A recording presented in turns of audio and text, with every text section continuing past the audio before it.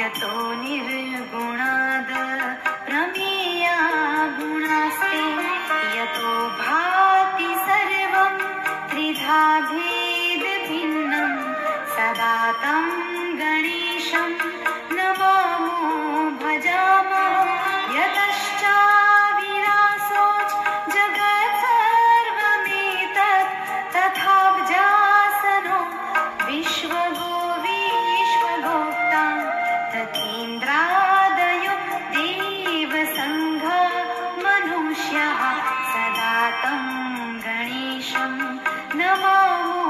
भजामः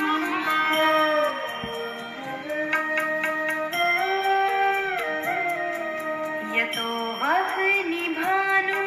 भवो भूर्जलं च यतः सागराश्चन्द्रमा व्योमवायुः यतः स्थावर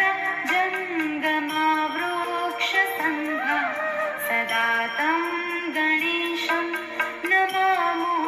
भजामः यतो दानवः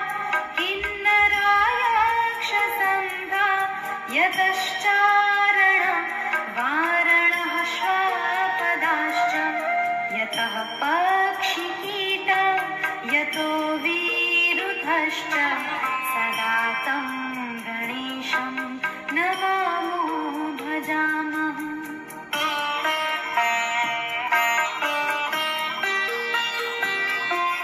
यतो बुद्धिरज्ञाननाशो मुमुक्षोर्यतः सम्पदो भक्तिसन्तोषिका स्युः यतो विघ्ननाशो